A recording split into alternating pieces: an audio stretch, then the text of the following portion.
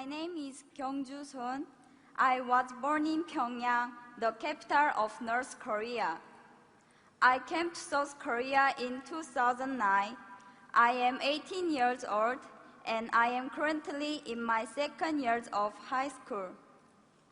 I was the only child of a very wealthy family. My father was an assistant of Kim Jong-il, who is the leader of North Korea. When I was only 6 years old, my family was politically persecuted by the North Korean government. So we escaped to China. That was in 1998. After we settled in China, one of our relatives led my family to church.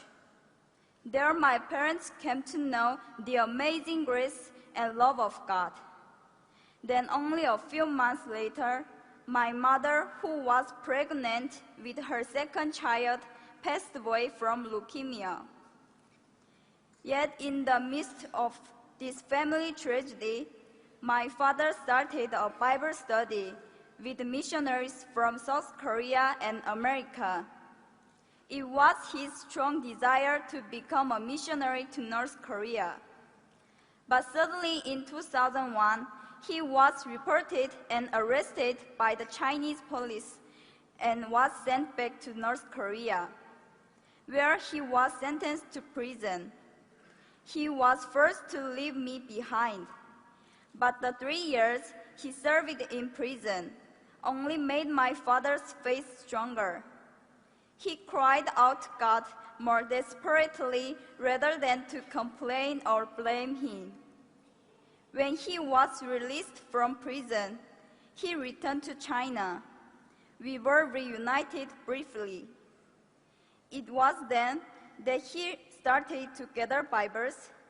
Not long after, he decided to return to North Korea to share Christ's message of life and hope among the hopeless people of his homeland. He chose not to go to South Korea, where he could have enjoyed religious freedom. Instead, he chose to return to North Korea to share the love of God in a dangerous land. It breaks my heart to tell you that in 2006, his work was discovered by the North Korean government and he was again imprisoned.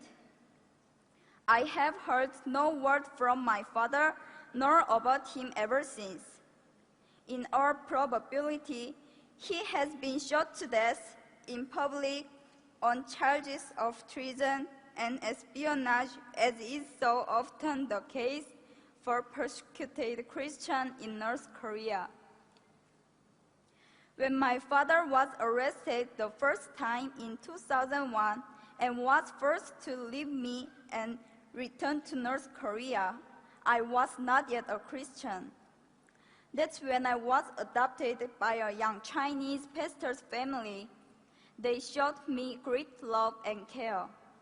Through them, God protected me. But the pastor and his wife had to go to America in 2007. Shortly after that, I was given the opportunity to go to South Korea. It was while I was still in China, staying at the Korean consulate in Beijing, waiting to come to South Korea. Late one night, I saw Jesus in a dream. He had tears in his eyes. He walked towards me and said, "Kyungju, how much longer are you going to keep me waiting? Walk with me. Yes, you lost your earthly father, but I am your heavenly Father, and whatever has happened to you was because I love you." After I woke up from the dream, I kneeled and prayed to God for the first time. That night, I realized that God, my Father, loves and cares about me so very much that He sent His Son Jesus to die for me. I prayed, "God, here I am. I just lay down everything and give you my heart, my soul, my mind, and my strength. Please use me as you will." Now, God has placed deep in my heart a great love for North Korea. just as my father was used there for God's kingdom. I now desire to be obedient to God. I want to bring the love of Jesus to North Korea. I look back over my short life and I see God's hand everywhere. 6 years in North Korea, 11 years in China, and the time of being here in South Korea. Everything I suffered, all the sadness and grief, everything that I experienced and learned, I was to give it all to God and use my life for His kingdom. I hope to honor my Father and to bring glory to my Heavenly Father by serving God with my whole heart. Currently, I am working hard to get into university to study political science and diplomacy. Then, I want to work for the rights of the people of North Korea whose rights have been taken away. I believe God's heart cries out for the lost people of North Korea.